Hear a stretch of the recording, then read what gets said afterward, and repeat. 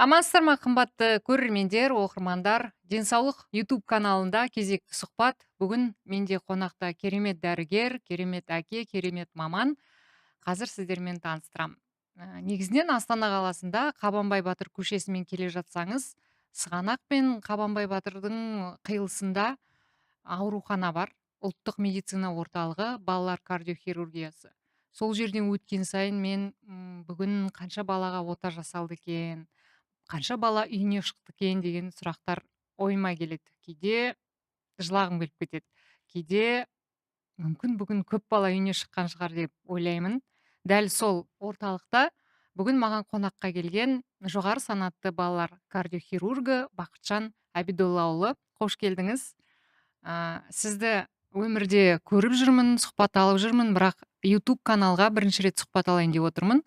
Сондықтан көрермендерге таныстырайық. Медицинаны таңдауыңызға не себеп болды? Неге балалар кардиохирургы болуды мақсат еттіңіз? Қандай да бір себеп болды ма? Үйіңізде ата-анаңыз, туыстарыңыз, дәрігерлер династиясыздар ма? Осыдан бастайық әңгімені. Саламатсыздар ма? Тағы да үлкен рахмет сізге осылай шақырып мені сұхбат алып жатқаныңызға. Мен өзім алғысын білдіремін. Менің енді дәрігер жолын бастауым ол бала кезімдегі арманым деп айтсам болады. Ал енді мынау кардиохирургияға, оның ішінде балалар кардиохирургиясына келу, бұл оқу орнын 4-ші курс оқып жүрген кезде пайда болған ой, идея. Оның себебі біздің мен өзім Оңтүстік Қазақстан облысында медициналық академияны бітіргенмін. Сонда бізде кафедра, балалар аурулар кафедрасы болатын. Сонда бізге балаларды көрсететін, жүрек ақауымен ауыратын. Тәжірибе кезінде, сабақ кезінде. Бізге сабақ кезінде көрсететін, бізге айтатын сол кезде осы балаларға ешкім ота жасамайды деп. Олар көгеріп тұратын, синий болып. Сонда маған қызық болатын, неге болған ота жасамайды. Сол кезде біздің Қазақстанда ондай күрделі порогтарға ешкім ота жасамайтын. Ол нешінші жылдар еді?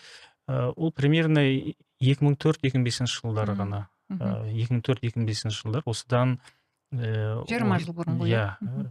И содан жаңағыдай өзім іштей шешім қабылдап, осы саланы меңгерсем, сол балаларға көмектесем деген.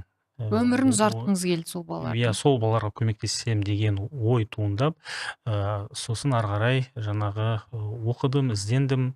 Ары қарай сол Ресейдегі Бакулев орталығына оқу орнына түсіп, осы балалар кардиохирургиясын меңгеріп келдім. Осы Қазақстанда 2011 жылдан бастап сол сіздің жаңағы айтқан орталықта, ұлттық ғылыми медициналық орталығында, балалар кардиохирургиясында сол жер қызмет атқарам. Жылына мыңдаған жуық балаға операция жасаймыз, 2000-ға жуық балаға консультация жасаймыз. Осы барлығын қосқанда примерно 3000-4000 балаға біз көмек көрсетеміз.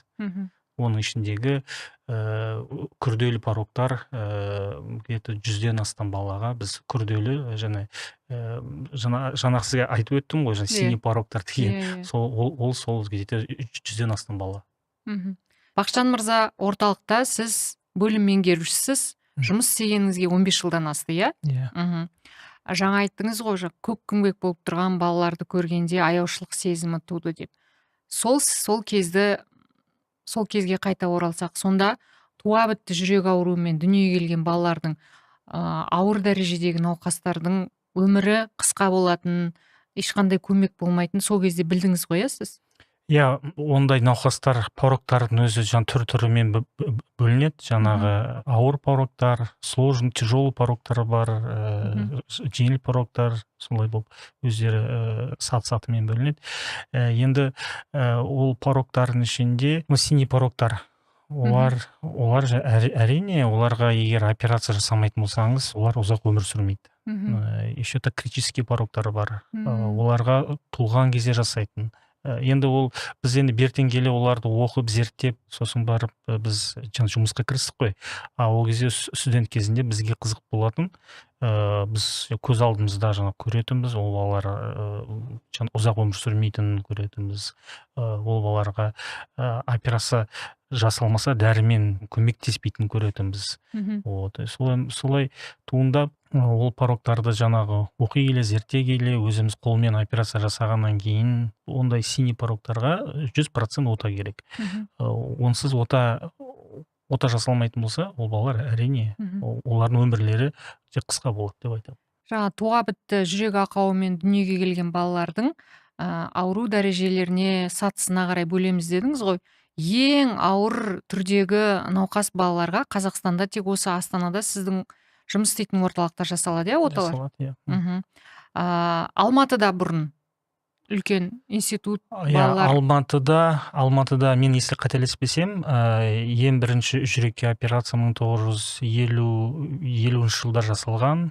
Енді ол жерде бұл искусственный кровообращение емес, бірінші баталық проток дейді, открытый артериальный проток, ол қабырға арасынан кіріп, соны байлаған.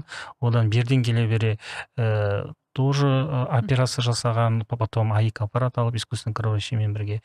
Но бірақ былай қарқынды даму бұл мынау 2004-2005-терде болды. Медицина дамыды, дамыған жаңа технологиялар, сол кезде 2004-терде, 2005-терде уже қарқынды дами бастады. Кардиохирургияға негізі мемлекеттің көмегі керек. Мемлекеттің көмегі болмаса, ол кардиохирургияның дамуы, ары қарай қарқынды өсуі, ол мысалға ол қиын, өте қиын, потому что балалар, оның ішінде балалар кардиохирургиясы, оснащение деп айтамыз ғой, оборудование, оснащениесі, оның команда, ол өте көп қаражатты қажет етеді. Мен ойлаймын, енді ол кездерде может болған жоқ шығар, енді онда үлкен қаражат.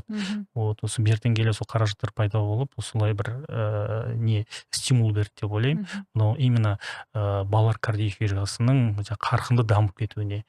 Мысалға біз оны салыстырмалы түрде біз оны айтуымыз керек. Себебі біз қасымыздағы көрші елдерге алатын болсақ, олардың дәрежелері мына балалар кардиохирургиясымен салыстырғанда, біз осыдан 10 жыл, 15 жыл жасап жүрген операцияларды олар енді өздеріне енгізіп жатыр.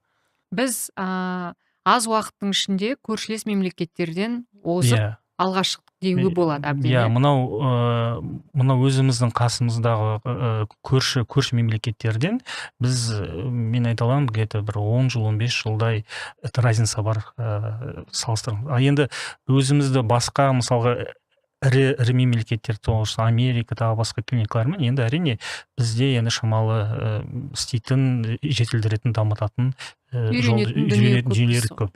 Сіз үнемі үйренетін дүние көп дедіңіз. Шетелдерде тәжірибе алмасу, жаңа дүниелерді үйренуден шаршамайтын сияқтысыз. Үнемі сабақтарда, жаңа оқуларда жүресіз. Соның арқасы, тәжірибенің арқасы, өзіңіздің шетелдегі әріптестеріңізбен тығыз байланыстың арқасында бізде Қазақстанда былтыр сіздердің орталықта мамандармен бірігіп үлкен ұжымдық жұмыс, біздің медицина тарихында вау деп айтатын жаңалықтың бірі, көп адам түсіне білмейтін, біле бермейтін үлкен бір жүрек ауруына қатысты Эпштейн, шатаспасам, осы отаны сіздер енгіздіңіздер. Бірақ ол әлемдік медицина жаңалығына ену үшін уақыт керек дедіңіз, соны түсіндіріп өтіңізші. Мысалы, аномалия Эпштейн, вообще негізінде пороктар, ол көбінесе, если ол түрлері бар, А тип, Б тип, С тип деп бөлінеді. Ол сол түрлеріне, если А тип болатын болса, оған операция қажет емес. Егер де ол Эпштейннің Б типі болатын болса, С типі болатын болса, оның клапанның жетіспеушілігіне байланысты операция алуға болады. Ол балаларға қай кезде операция жасау керек? Оған мектеп жасына дейін. Себебі неге мектеп жасына дейін? 6-7 жасқа дейін. 6-7 жасқа дейін. Енді сол біз әлемдік кардиохирургтармен тоже сөйлестік. Олар неге 6-7 жасқа дейін неге аласыздар деп. Себебі олар айтады, 6 жасқа мектеп жасына дейін дегеніміз, ол мектепке бала барған кезде, оған ол бала ойнайды, секіреді, физкультураға қатысады, ол жүрекке нагрузка болады дейді. Сол кезде егер бала мектепке тексерілмей, қаралмай болса, жүрекшесі үлкейіп кетеді, кеңейіп кетеді, қарыншалары кеңейіп кетеді. Содан ол біз кардиохирургқа келгенде жүректің жетіспеушілігі пайда болады. Сол үшін олардың алдын алу үшін мектеп жасына дейін операция жасау керек дейді. Вот. Енді біздің ол негізінде аномалия Эпштейн операциясы осыдан 7-8 жыл бұрын негізінде шыққан ол операция. Ол операция мынау жүректің сыртында перикард деген бар. Сол перикардпен клапандарды ұзартқан. Енді ол фантастика деп айтсақ болады. Сол кардиохирург, который осы операцияны ойлап тапқан негізінде. Ол же фантастика деп айтса, перикардтан клапанды өсіру, оны жаңағы жетілдіру, ол сондай ой келген, сондай операция жасаған. Но бірақ біздің ерекшелігіміз, біз ол перикардты біз енді бертін келіп көре келе, ол перикард жүректің ішінде болғандықтан ол же қатайып қалады. Как кальцинат сияқты болады. Мына клапандардың қимылдауына, клапандардың ашылып жабылуына кедергі болады.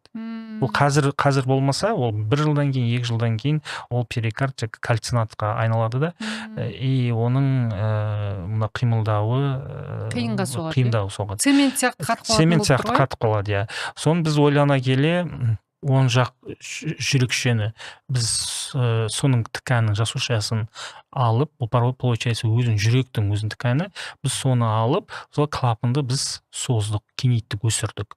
И получается ол біздің қазір біз қарап отырық, ол же кальцинатқа айналмайды, ол қатаймайды, потому что ол өзінің жүректің ішінде тұрған жасушасы болғандықтан, ол сырттан келген өз тіні ғой, өз тіні, ол өзін қабылдайды.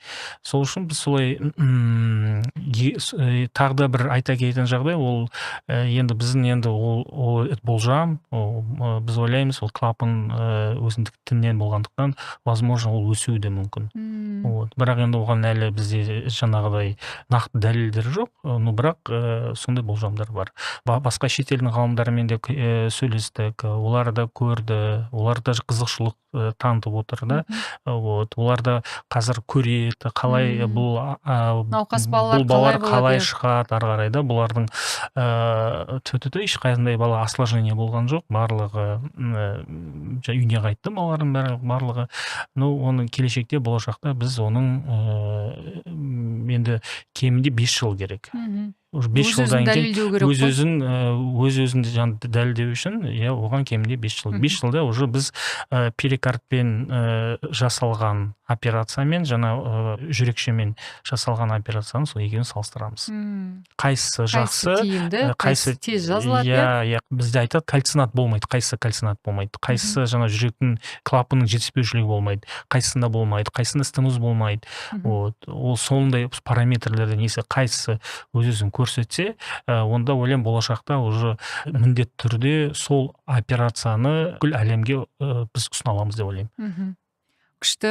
Жаңа сіз фантастика, ғажайып деп айтып отырсыз ғой. Расымен де біздің қазақ дәрігерлерінің, сіздің командаңыздың бұл үлкен жетістігі, осы Эпштейн аномалиясы бойынша осы уақытқа дейін қанша балаға ота жасалды, қазір жағдайлары қалай, және кезекте осындай операцияда тұрған балалар бар ма? Бізде қазіргі таңда осы 2 жылдың ішінде примерно 50-ге жуық балаға операция жасалды. Бүкіл ел бойынша? Жоқ, біздің Қазақстанда. Біздің Қазақстанда, біздің клиникада емейді. Біздің клиникада примерно 50-ге жақын балаға жасалды ота. Ешқандай бала жағына қайтыс болған жоқ. Осложнение, летальность болған жоқ. Бәрі шықты. Енді сол 50-ге жақын баланың ішінен 1-2-еуінде повторно алдық. Кейбіреуінде стеноз пайда болды, кейбіреуінде клапанның жетіспеушілігі болды, оларды алып коррекция жасадық. Но бірақ қорытындылай келе, ол операциядан ешқандай летальность болмады, жаңағыдай. И потом клапандардың ашылып кетуі, болмаса жырылып кетуі, или немесе ол ағза өзіне қабылдамауы жүректің, немесе ол клапанның сынып кетуі, тағы басқа асқынулар онда кездескен жоқ. Күшті. Көз тимесін деп қояқ, енді ырымшыл қазақпыз ғой біз. Рахмет.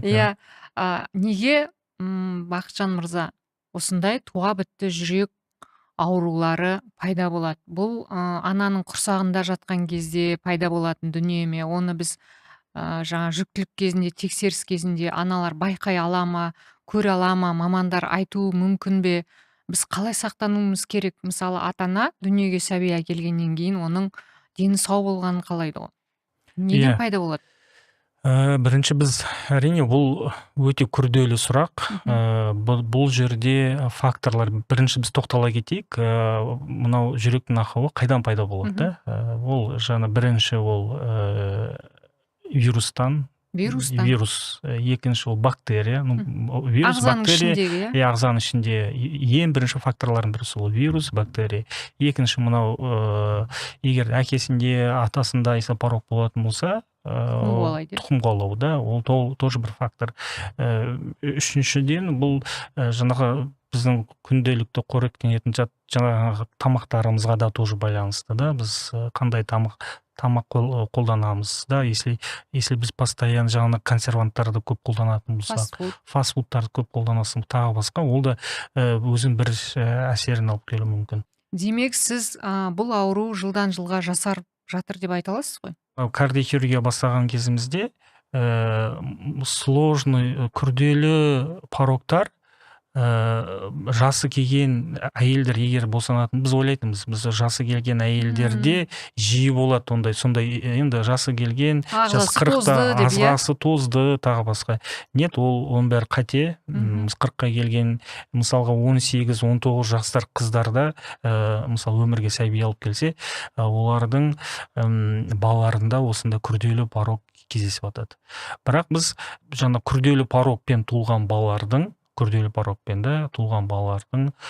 примерно 90%-де балада, организмде, ағзасында ода бактерия немесе вирус болады. А вирус ол қайдан келеді? Вирус ол тек анасынан ғана келеді.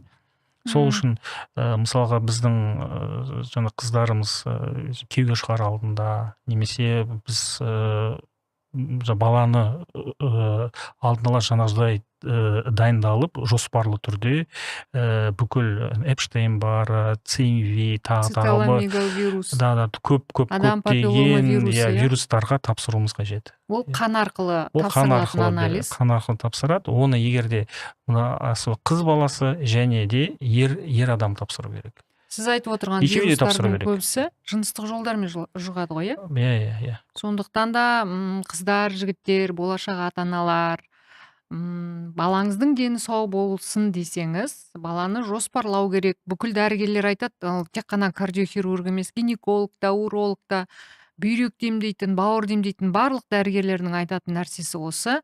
Сондықтан да біз айтып қалып жатырмыз ғой, вирус деп. Адам папиллома вирусына қарсы кішкентай қыздарға салынатын вакцина біздің елімізде 14 жасқа дейін ұзартылыпты. Күшті жаңалық. Сондықтан да бізді көріп отырған ата-аналар, қыздарыңызға салдыртып алыңыз. Жыныстық қатынасқа түспей тұрып салдырсаңыз, ол қыз болашақта дені сау ұрпақ әкеледі және өзі жатыр мойны обырынан сақталады, иә? Солай ғой.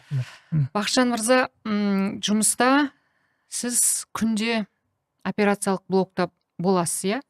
Бір күн болмайды, операцияға кірмейді. Мен күніге операция жасаймын. Ол енді қазіргі таңда мен ойлаймын, ол қажеттілік деп ойлаймын. Себебі қазір менен кейінгі келе жатқан артымызда поколениялар бар, оларға да жас мамандар бар, оларға да операцияны көрсету керек, үйрету керек, олар да үйрену керек. Сол үшін мен жаңа өзім күнделікті операцияға қатысамын. Бүгінде сіз сұхбаттың алдында сағат 4-ке дейін операцияда болдыңыз, күндізгі. Күнде неше операция болады? Күніге бізде жоспарлы түрде 2 операция өтеді. Мысалы, бір операциясы мен жасасам, келесі бір операцияны қасымда көмекші дәрігерлерім жасайды. Старший ординатор бар, тағы басқа дәрігерлер. Менен басқа біздің клиникада 5 дәрігер бар. Солар біреу жасайды. Сіздің түріңіз сондай жылы, мейірімді, балалар кардиохирургына тура сай келетін сияқты, өйткені кейбір басқа да мамандар, кейбір хирургтардың түсі суық, сұсты болады ғой. Ата-аналармен де жұмыс жасау. Сіз отадан кейін солармен сөйлесесіз, ақылдасасыз, түсіндіресіз. Психологиялық жағдай Иә, әңгімелескенде сізге де оңай емес шығар. ата-аналармен жұмыс жасау ол өте қиын. Мгм. Мен мысалға всегда салыстырамын, мысалы балаларды үлкен науқастармен салыстыруға болмайды. Мгм. Вот. Кез келген ауруда. Иә, кез келген ауырды. Мгм. Үлкендер, ол басқаша, олар басқа категориядағы адамдар, да, оларға айтасын түсінеді олар. Мгм. Балалар түсінбейді. Және оның балалардан басқа ата-анасының өзі түсінгісі келмейтіндері бар. Иә, Қабылдағысы қабылдағысы оны да келмейді. түсінемін Олар дейді. айтады, неге олай болды, неге Менің балам. иә, неге деген сұрақтар көп туындайды, да. Вот. Сіз, мен всегда айтамын ата-аналарға, екі жақты да қарау керек. Вот. Мысалы, тек қана бір жақты қарауға болмайды, екінші жақты да қарауымыз керек, да. Көбінесе ата-аналардың, мен көп енді байқаймын енді, ата-аналардың жауапкершілік алмайтын ата-аналарда, мысалға да, жауапкершілік алғысы келмейтін ата-аналарда көптеген сұрақтар пайда болады. Жауапкершілік алатын ата-ана өзі ол түсінеді, да, түсінеді, себептерін біледі, да. Ондай ата-аналар қабылдайды. Когда жауапкершілік алмайтын ата-аналар, ол біреуден кінә іздейді. Осындай жағдайлар болады, да. Сол үшін ата-аналарға мен всегда айтамын, ол бірінші сұрақты өзіне қою керек, сосын барып дәрігерге қою керек деп ойлаймын. Себебі баланы өмірге алып келген енді мен ата-ана ретінде айтайын. Кез келген ата-ана дәрігердің алдында баласы ауырып барса, сіздерді біз анау ғажайып дәрі беріп, ғажайып таблетка беріп жазып жібереді деп ойлаймыз ғой. Сондай үмітпен келгеннен кейін де сондай болады шығар. Уақытылы алып келу керек. Уақытылы тексерту керек. Иә, уақытылы алып келу керек. Дәрігердің айтқанын істеу керек. Уақытында дәрісін беру керек, да. Мен сондай тұрғыда айтып отырмын. Онда ата-аналар уақытысында алып келмейді, көрсетпейді, балдарын алып бармайды. И содан уақытта операцияның уақыты өтіп кеткеннен кейін сосын келеді. Неге мен баламды, айтады, мен участковый дәрігерге бардым, ол маған, енді участковый дәрігер ол кардиохирург емес, ол кардиолог емес, ол педиатр, оның қасында УЗИ аппараты да жоқ. Баланың өзінің клиникасына қарауға да болады. Баланы, мен өзім 2 ұлым бар, салыстырам. Осы балам, үлкен балам 4 жасында қандай болды, артында өсіп келе жатқан бала 4 жасында қандай болды. Егер солай баланы салыстыру керек, басқа балдармен, өзің қатарларымен салыстыру керек, да. Мысалға, ана көршінің баласы футбол ойнайды 2 сағат, шаршамайды ол бала. Менің балам 1 жарты сағат ойнайды, ол шаршап қалады. Барып ана жерде бұрышқа барып отырады. Неге ол бала олай болады? Мысалға, педиатрға апарады, педиатр көреді, бәрі жақсы деп айту мүмкін, потому что аускультативно шум естілмейді иногда. Сонда біз кез келген ата-ана баламыздың жүрегін кез келген уақытта скрининг жасай аламыз ба? Әрине, скрининг жасауға. Қазіргі таңда біздің Қазақстанда УЗИ кабинеттері өте көп, клиникалар көп. Клиникаға барып УЗИ жасатса, балада жүрегінде ақау бар ма, жоқ екенін сразу анықтап береді. Сол үшін айтамын, ата-аналарға, балдарына, оларға бала өсіп келе жатқан организм. Оған шын мұқият болу керек. И баланы салыстырмалы түрде қарау керек. Ол бала өзі сондай деп, ондай емес. Әр баланың возрастына лайық. Осы жерде бірден айтайыншы, Бақытжан мырза, жаңа балалардың жүрегін тексерту керек, футбол ойнағанда шаршап қалады дедіңіз ғой. Жасөспірім балалар, жалпы бала өсіп келе жатқанда көбінде жүрегі дүкілдейді, жүрегі соғады, мамаларын айтады. Сосын біз айтамыз, сен өсіп келе жатсың, жүрегің де өсіп жатыр деп. Бұл қате пікір ма? Жоқ, қате пікір емес. Ол обычно 13, 14, 15 жасында жиі кездеседі, когда организм гормональный перестройка болған кезде, да, именно переходной возрастта, онда бізге көп келіп атады, жаңа жүрегім тарсылдап кетті, соғып кетті деп. Мен қыздарым үнемі айтады, мама, скорый шақыр, жүрегім дүкілдеп жатыр. Демек жүрегі өсіп жатыр. Иә, ондай жағдайда болады. Енді ЭКГ жасау керек, холтер жасау керек, УЗИ жасау керек. Солардың бәрін жасап алу керек. Одан ешқандай зиян болмайды деп ойлаймын.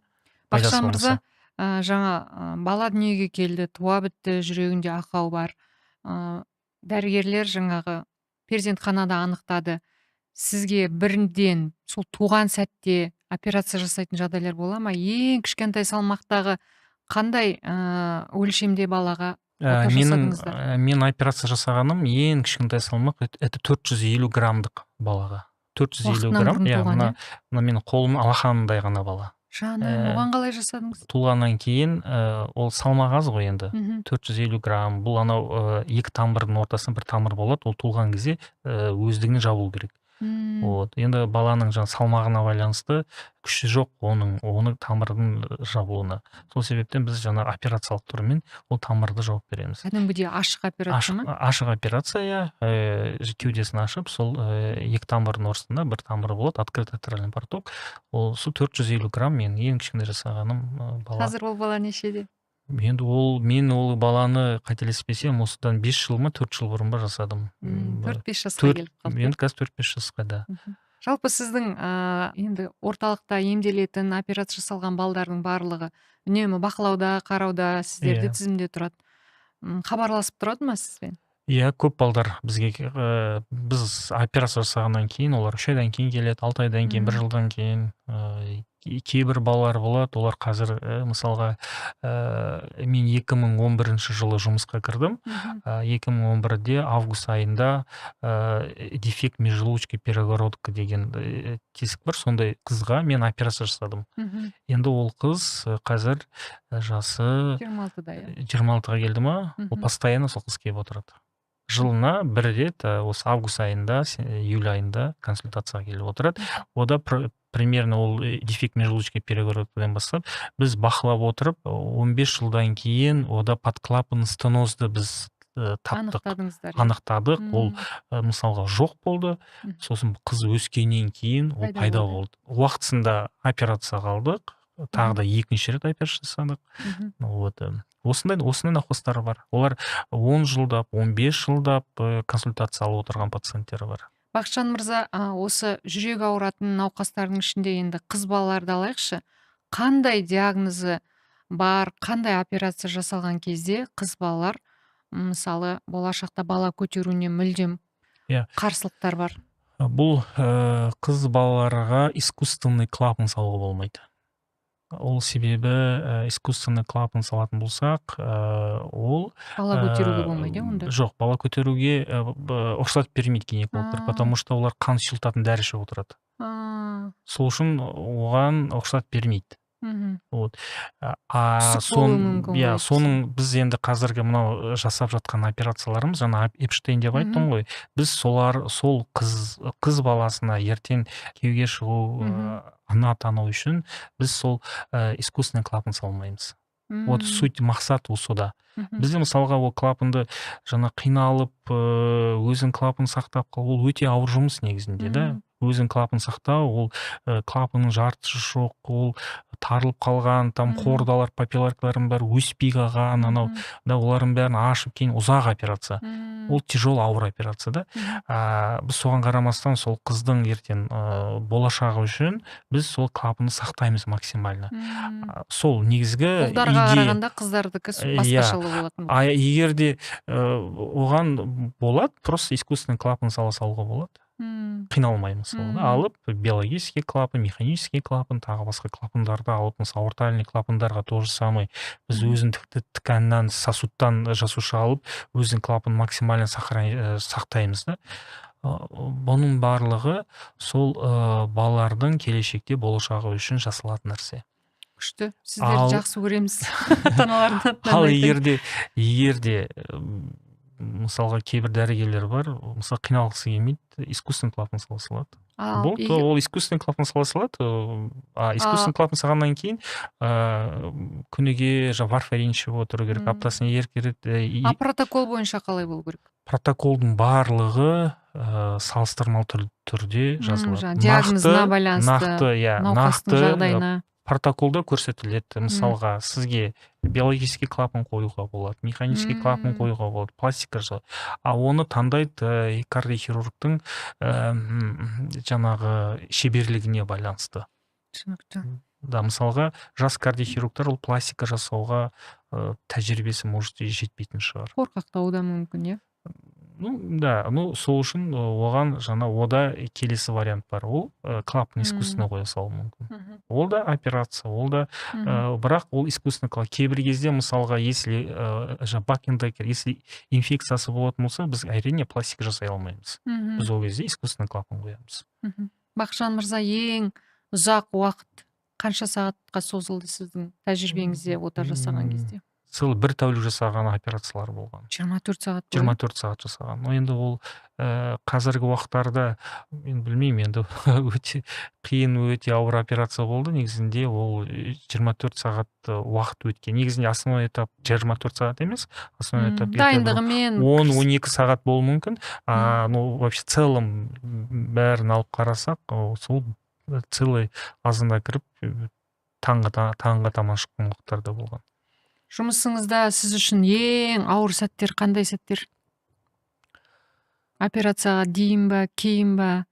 Жоқ, үйде отырған сәтте ма? Жоқ, ең ауыр сәт ол мысалы күрделі порогтардың тактикасын анықтау.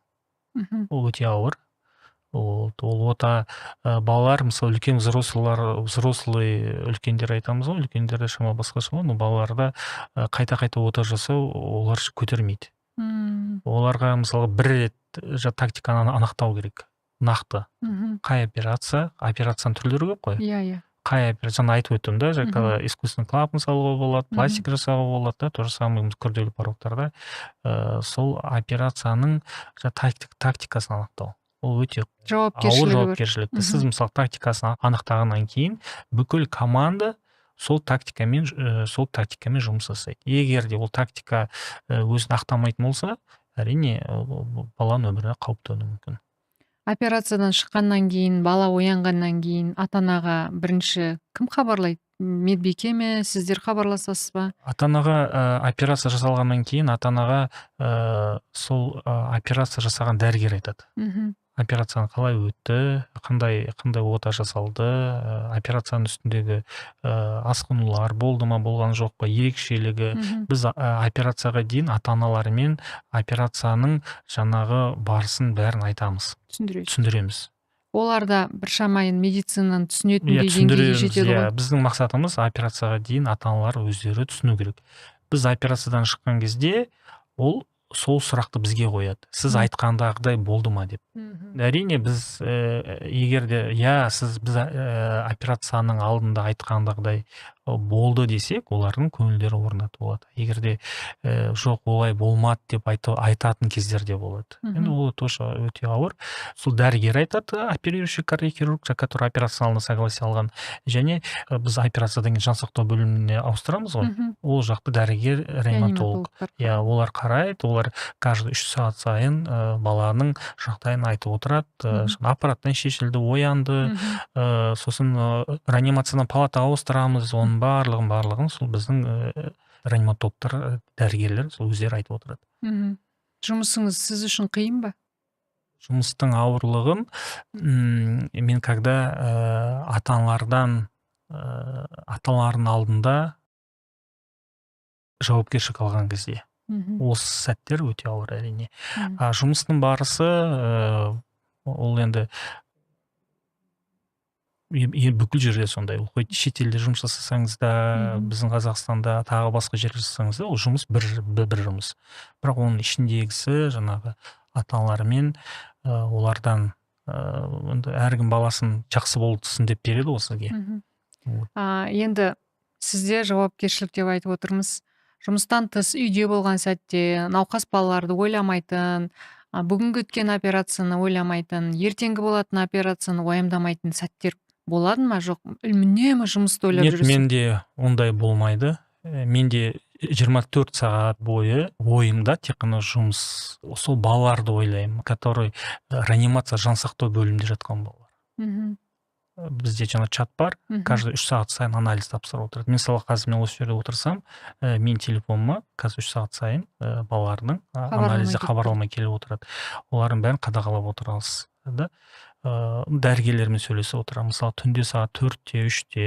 Шақыртып алу мүмкін бе? Шақыртып алады, немесе біз бірге консилиум ұйымдастырамыз Мм. дәрігерлермен бірге, да. Басқа дәрігерлер де ұйықтап жатқан үйінде ұйықтап жатқанда кейбір дәрігерлер бар. Оларды оятамыз. Онда да жағдайлар болады. Ол мынау балалар кардиохирургиясында мен айта алмаймын, что вот жұмыста ғана жұмыс Сағат 6-7 бітті сонымен деп. үйге барып, там үйдің шаруасымен ол өте қиын. Ондай кардиохирургтар енді жоқ шығар деп ойлаймын, потому что қандай кардиохирург болмаса да, ол өзінің жасаған операциясын бала үйіне шыққанға дейін ол переживать етеді. Сіз ойлаңыз, мен күніге бір операция жасайтын болсам, Бір тағдыр. И сол күніге жасаған операцияңыздың сол баланың жағдайын сіз үйде ойлап отырасыз. Мысалға отпускіге да, демалысқа шыққан уақыттарда шетелде жүрсеңіз де, сіздің ойыңызда сол тұрады. Ойдан шығаруға тырысасыз, но бірақ ол Автоматты түрде қайттан келеді. Ұжымыңызда әріптестеріңіз бәрі сіз сияқты мейірімді, жауапкершілігі мол. Әрине. Біздің дәрігерлер бір үйдің баласы сияқты, дәрігерлер өте керемет, өте ақылды. Біздің дәрігерлер потенциалы өте жоғары. Біздің дәрігер енді жай дәрігерлер емес, бүкіл мамандарым шетелде білім алған. Постоянно шетелдің дәрігерлерімен тәжірибе алмасып отырады. Өте білікті, жастары 40-тан аспаған, жалындап тұрған деп айтамын. Нағыз мықты, энергиясы мықты, білімдері, тілдері, қолдары, сондай біздің дәрігерлер өте мықты. Клиникада да тоже, клиниканың аурасы да өте әдемі, керемет, жанға жайлы, да. Фонтан бар ішінде, мен ішін көргем, Сізде және тағы бір ерекшелік, кардиохирург ару бар, сіздерде жұмыс істейтін Дариға? Бізде негізінде 2 қыз бар. 2 қыз бар. Бір қыз бұл қазір, ол қыз декретте отыр. Екінші қыз біз енді жаңадан алдық. Ол қыз биыл 1-ші жылын аяқтады, енді 2-ші жылын көшіп жатыр. Енді осы бастан енді олар шетелге барсақ дейді, шетелге барып білім алсақ дейді, оқысақ дейді. Но мен всегда айтам, шетелге бару үшін бірінші осы жердегі біздің істеп жатқанымызды меңгеру керек. Сіз егерде біздегі нәрсені үйренбесеңіз, сіз қазақта мақал бар, алыстан арбалағанша жақыннан дор бола дейді. Да, вот жақындағыны, қасыңызда тұрған нәрсені сіз көріп, соны меңгергеннен кейін, когда сіз шетелге шыққан кезде, сіз көресіз, көзіңіз сол кезде ашылады. Рас, да, бізде былай, мыналар да былай. Себебі неге деген салыстырмалы түрде сізде салыстыратын уровеньге сіз жеткен кезде бару керек деп ойлаймын. А сіз егер салыстыратын түрге уровеньге жетпейсіз, сізге кажется, олардың істеп жатқандары дұрыс сияқты болып көрінеді. Бақытжан мырза, қазір бізді көріп отырған ата-аналар Астанадағы, орталықтағы оталарының барлығы тегін бе екен деген сұрақ қоюы мүмкін. Бізде бүкіл балаларға тегін, 100% тегін порталға қойып, бізге келе алады. Ол мысалға, если баласында бізде 2 жол бар. Ең біріншісі, если жаңа айттым ғой, если баласының шаршағанын, ентіккенін, көгергенін, тағы басқа шағымдар болатын болса, если Астана қаласында болса, онда біздің клиникаға келіп, УЗИ жасатып, тексеріліп кетуге болады, да. Если біздің клиникаға келіп тексерілетін болса, біз УЗИ жасаймыз, комплексный обследование жасаймыз, кардиолог бар, кардиохирург бар, УЗИ жасаймыз, ЭКГ, тағы холтер бәрін жасап, жүрегінде ақау бар емес екенін біз толығырақ айтамыз. Егер де ол науқас басқа өңірде болатын болса, допустим, былай айтқанда, бір ауданның ауылында болатын болса, онда ол ауданға келіп, УЗИ жасап, сол УЗИде бізде арнайы WhatsApp бар, электронный почта бар, соған салуға болады. Біз онлайн консультация бере аламыз. Мысалға, менің өзімде парақшам бар, өз жерде даныларым бар. Жіберсе, одан кейін біз оған, мысалға, мен өзім онлайн консультацияларды вообще тегін беремін негізінен. Кейбір әрістеріміз там онлайн онлайн консультация деп арнайы жарнама жасап жатат. арнайы жарнама жасайды. Енді мен көпке топырақ шашпаймын. Енді олардың еңбегі шығар. Бірақ негізінде мен білмеймін, енді онлайн консультация маған айтады ата-аналар, сізге онлайн консультация ақша төлейші деп. Мен айтамын, жоқ, төлемей қойшы. Ұят сияқты маған онлайн консультациядан ақша алу. Сол үшін менде өзім парақшаларым бар, соған арнайы жазса болады. Біздің клиниканың, бөлімшенің парақшалары бар, соларға жазса болады. Біздің дәрігерлердің парақшалары бар, әрқайсысын жазса болады. И қазір біз енді не емес қой, жаңағыдай баяғы хат жазып отырмаймыз ғой. Барлығы қолжетімді, доступны. Ал енді баласында ақау болды, ақау болғанда оны міндетті түрде сол жергілікті жердегі өзінің педиатры бар, участковый, және кардиолог дәрігері бар, соған бізден кеңес алғаннан кейін соларға барып, олар порталға қояды. Порталға қойғаннан кейін бізге келіп 100% тегін операцияны жасатып кетуге болады. Бақытжан мырза, жаңағы жолдама портал деп жатырық қой. Ұзақ уақыт күтіп қаламыз, бәлен анализ тапсыру керек деген шағымдар көп болып жатады. Егер де жүрегіңдегі жаңағы ауру өте күрделі болса, дереу көмектесетін болса, онда бұл процесстер тездетіліп жасала ма? Жасалады, әрине. Егер де олар біздің клиникаға енді дәрігерге, ең бірінші дәрігерге шығу керек. Сол саланың маманына шығу керек. Егер де ол саланың маманы, мына балаға жедел түрде ота қажет дейтін болса, онда оны сол районда болсын, облыста болсын, қалада болсын, оны сол жердегі клиникаларға жасап, бізде санитарный авиация бар, өте жақсы дамыған біздің санитарный авиация күшті. Кез келген уақытта ол баланы көтеріп алып келе саламыз. Ол санитарный авиация бізде өте күшті. Ол жағынан бізде ешқандай проблема жоқ. Просто уақытысында дәрігерге шығу керек, дәрігермен консультация алу керек. Ал енді мен ана ретінде, бізді көріп отырған аналар қазір сізге қарап мынандай сұрақ туындауы мүмкін. Баламның, ұлымның, қызымның жүрегі күшті жұмыс жасау үшін қандай витамин, дәрумен ішуіміз керек? Мен айтам, кез келген дәрумен, кез келген витамин ішуге болады. Кудисан дейді, тағы басқа дейді. Мен енді оған қатты кардиохирург болғаннан кейін, егер де баланың жүрегінде ақау болатын болса, қандай дәрі ішпесе де оны хирургиялық жолмен емдемегенше ол өзіңнен кетпейді. Ал енді жалпы баланың жүрегі сау, жүрегі таза болса, кез келген витамин ішуге болады. Қандай витамин ішпесе де ол витамин балаға көмектеседі деп ойлаймын. Енді сіздің орталыққа тек қана Астананың емес, біздің еліміздегі аудан, ауылдан келетін ата-аналар бар, балалармен. Отан тегін дедіңіз. Балалардың емі, сол ауруханада жатуы да тегін ғой? Тегін. Қанша уақытқа дейін жатуы мүмкін, егер операция күрделі болатын болса? Операция күрделі болатын болса, мысалға 3 айға дейін жатқан балдар бар бізде, 4 айға дейін, 3 ай, 4 айға дейін балдар бар. Ата-аналар ауысып тұрады, келіп? Енді көбінесе шешелер жатады негізінде. Аналар жатады. Әкелері ұзақ жата алмайды. Бір аптадан психолог жағдайына шыдай алмайды. Енді анасы болғандықтан шығар деп ойлаймын. Аналар енді өте керемет. Олар 3 ай десе 3 ай жатады. Сол бала үшін 4 ай десе 4 ай жатады. Әкелері жоқ. Әкелер жатпайды. Бір аптадан кейін қисая бастайды. Қайтқысы келіп, сұранып, симай клиникаға. Анасын шақыртып дейсіз. Анасын шақыртып, ауысып, әпкесін шақыртып сөйтеді. Аналар ол жатады 3 айға дейін, қимылдамайды.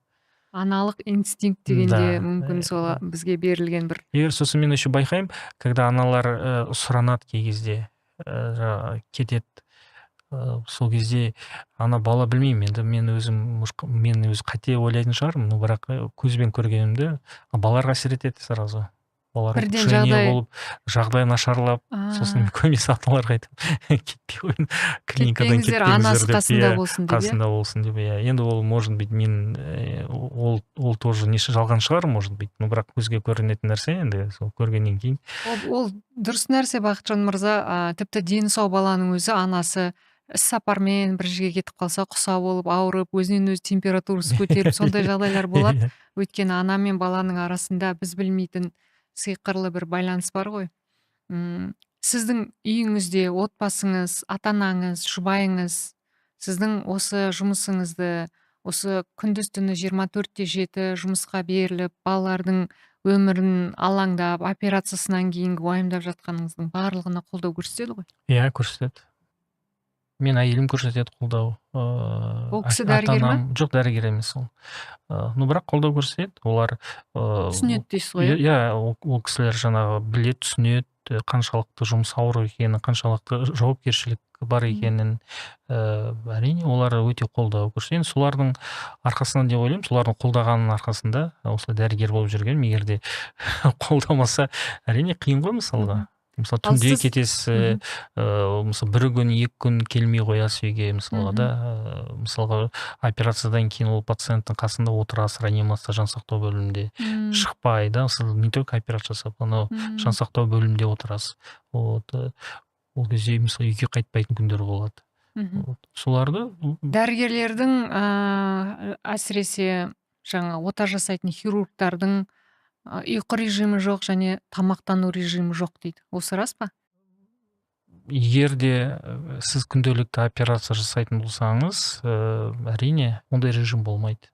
Сіз мысалға таңертең кірдіңіз, операция сағат 10-да кірдіңіз, сағат 3-4-де шығасыз да, сіз значит обед ішпейсіз. Ортасында су ішетін де мүмкіндік болмайды, кейде? Нет, сіздің бүкіл фокусыңыз сол операцияда болу қажет. Ол жерге су, тамақ кіргізбейді ғой енді. Кіргізбейді, иә. Бүкіл фокусыңыз операцияда болу керек деп ойлаймын. Енді кинолардан, жаңағы телефонда, әлеуметтік желілерден операция біткен бойда шаршап, сол операционный блокта жерде құлап жатқан, талып жатқан талай оқиғаларды көріп жүріп, бұның барлығы рас дейсіз. Рас, иә. Ол рас. Мысалға қаншама ассистенттер, да, медсестралар, санитарлар, олардың бәрі, олар тұрып тұрады, мысалға 7 сағат па, 8 сағат бір орнына тұрып тұру керек. Ол өте физикалық тұрғыдан қарағанда өте ауыр. Мысалға хирургтардың 50-60%-інде оларда мына тамырлардың кеңеюі болады, варикозы болады, иә. Потому что себебі ол жаңағы тұрып тұрған салдарынан. Көп дәрігерлерде кездеседі ол. Шаршайды дәрігер, сол операционныйдың бірінші моральдық шаршайды, сосын физикалық тұрғыда, иә. Сосын ол операцион бұрышында барып демалады, отырғысы келеді. Конечно, бірақ егер де үстіне халат болады стерильный, ол халатпен емес, халатын шешкеннен кейін, или басқа дәрігермен ауысқан кезде, то же самое, анау медсестралар, олардың жұмыстары өте ауыр. Әрине, біткеннен кейін тазалайды, дайындайды. Да, алдында ол операцияның алдында дайындайды. Операцияның стол жабады. Сосын операциядан кейін тағы да столдың бәрін жинау керек. Оперблокты жуып тазалау керек. Мейірбикелердің жұмыстары өте ауыр. Оперблоктағы медсестралардың. Ал сіз қандай әкесіз, бала, 2 ұлым бар дедіңіз, уақытыңыз жетеді ме ұлдарыңызға? Күніге 1-2 сағатын бөлем. Күніге бөлем. Мен ойымша ол 1-2 сағат аздау деп ойлаймын, но бірақ сол 1-2 сағат бөлем күніге. Негізінде көп бөлген дұрыс деп ойлаймын балдарға. 2 ұлыңыз өскеннен кейін дәрігер болам десе, кеңес беретін бе едіңіз? Болған дұрыс деп ойлаймын. Дәрігер болу, ол 2-ның бірінің қолынан келе бермейтін кәдімгідей жауапкершілік бар, миссия ғой. Жауапкершілік. Біз академияда оқыған кезімізде, медакадемияда бізде профессорлар айтатын. Дәрігер ол мынау как халықтың адамы. Сен ол жерде бір байлыққа, атаққа емес. Сен сол халықтың алғысы үшін, сол халықтың денсаулығын жақсарту үшін жұмыс жасайсың деп. Әрине, ол тағы байлықта, атақта ол өзіңізбен бірге алып кетпейсіз ғой. Сол үшін тек қана сол халыққа қызмет жасаса, әрине мен қолдаймын. Науқас балдар жаңағы отадан оянбай қалса, немесе отаға дейін жетпей қалып, көз жұмып кетіп жатса, сіздің көңіл күйіңіз қандай болады? Көңіл күйім өте нашар болады. Мен енді қобалжымаймын деп айтады. Енді біз дәрігер болғандықтан біз білеміз, Салқынқанды түсінеміз. болу керек деп айтамыз ғой. Салқындық болу, біз енді ата-аналардың көзінше біз білдірмейміз. Да, енді ата-аналардың көзінше біз жаңағыдай жылап отырсақ та тоже болмайды ғой. Бірақ дәрігер үшін өте ауыр. Ауыр. Ол дәрігер операция алған кезде сол балаға көмектесем деп алды ғой.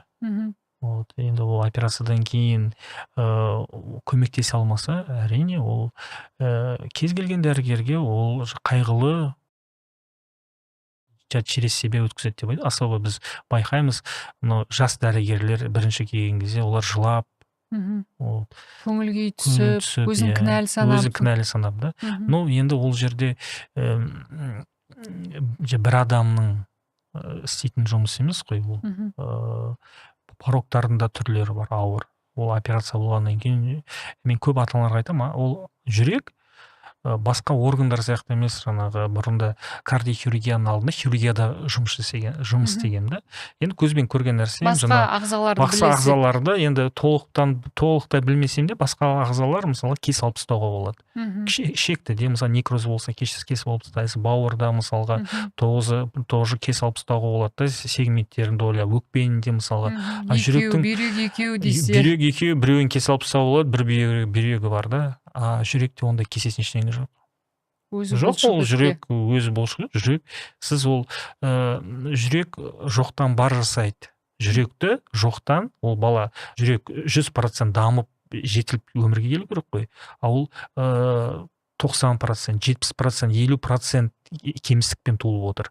Сол қалған 30%, 40%-ын сіз солардың бәрін жамап, қолдан жасап, үйлестіріп, солай істеу керек. Ол өте ауыр. Сол айтатын сол кейбір ата-аналар жай көзбен қарайды. Ой, жүрек қой, ой, операция істейді, бәрі жақсы болады. Жақсы, кейбір кезде жақсы болмайтын уақыттар да болады. Жақсы болатын сәттеріңіз көп болсын, Бақытжан мырза. Рахмет. Уақыт деген тез өтеді. Енді біраз уақыттан кейін сіз мысалы зейнетке шығатын жасқа келесіз, сол кезде айтып отырасыз, ой, біз кезінде осы ұлттық орталықта бастаған едік деп. Науқас сіздің алдыңызға ем іздеп келген ата-аналар, балалар үнемі тек алғыспен, ризашылықпен жазылып шықсын деген ниет бар. Ата-аналарға жаңа сіз жақсы кеңес айттыңыз, дүниеге сәби келердің алдында міндетті түрде тексерілу керек деп. Біздің оқырмандарға, көрермендерге сізден бір топ 3 кеңес болсын, жүрекке қатысты, балаларға қатысты. Бірінші ол жас ата-аналарға айта аладым. Ең бірінші ол баланы жоспарлау керек. Жоспарлау керек, вирусқа тапсыру керек анализдерін бәрін. Ұялмай сұрау керекпіз ғой, жігіт қыздан, қыздан жігіттен, да, мысалы қызда тап-таза болуы мүмкін, ұлда может быть болуы мүмкін. Сол үшін ұлда, қызда бірінші вирустарын тазалап алу керек. Сосын одан кейін ары қарай баланы жоспарлау керек. Балаға дайындалу керек. Екінші кеңесім, ол баланы өмірге келгеннен кейін баланы салыстырмалы түрде қарап отыру керек. Мұқият болу керек балаға. Не құрайымдылық балаға қарамау керек. Бала ол тез өсетін ағза, организм. Ол бүгін ойнап жүрген бала бір айдан кейін ол алдындағыдай ойнағандағыдай болмай қалуы мүмкін. Осындай моменттерді қарап отыру керек. Үшінші кеңесім, ол дәрігерлермен тығыз байланыста болу керек. Егер бала есепте тұрса, Бала есепте тұрса, дәрігерлермен тығыз байланыста болу керек. Дәрігерлердің кеңестері, тағы да айтатым, дәрігерлермен салыстыруға болмайды. Әр дәрігердің, әр клиниканың өзінің школасы бар. Өздерінің тәжірибелері бар, тактикасы бар. Ол әр клиниканың, әр дәрігердің өзінің мектептері, школалары бар. Бәрі жақсы. Әр қайсының өзінің жолы, жолы бар. өзінің Иә. қызмет. Просто Иә. ата-аналарға таңдау керек. Қайсысы балаға бізге мынау Кореяда оқығанымда, Кореядағы дәрігерлер айтатын, информацияны көбірек беру керек ата-анаға. Сол ата-аналар өздері таңдау керек. Потому что біз жасаймыз, кетеміз, ертең жауапкершілік ата-анада ғой. Ата-ана сол жауапкершіліктерді ала білу керек. Сол кезде көбірек оқу керек, көбірек іздену керек. Көбірек денсаулыққа мән беру қатысты керек. дүниелерді білуіміз керек дейсіз ғой. Жақсы. Рахмет сізге үлкен шақырғаныңызға, үлкен рахмет, алғысым шексіз. Иә. Сіздердің де еңбектеріңіз ары қарай сіздің де жана берсін. Рахмет сізге үлкен. Қымбатты көрермендер, оқырмандар, осымен бүгінгі сұхбатымыз аяқталды. Емделмейтін ауру жоқ дейміз, бірақ расымен де аурудың асқындырмайтын жолын, аурудың болдырмайтын жолын іздеуіміз керек сияқты. Сондықтан ауырмаңыздар, бала өсіп кеткенге шейін оның денсаулығына, дамуына, біліміне жауапты біз, ата-аналар. Сондықтан көзді ашып жұмғанша уақыт өтіп кетеді. Ал уақыт кез келген ауруды асқындыруы мүмкін, ал оның соңы жақсылыққа келмеуі мүмкін. Сондықтан ойланайық. Бұл денсаулық подкаст каналы. Жазылыңыздар, комментарий жазыңыздар, жақындарыңызбен бөлісіңіздер. Біз үнемі тек жақсы ақпарат беруге дайынбыз. Амандықпен жүздескенше.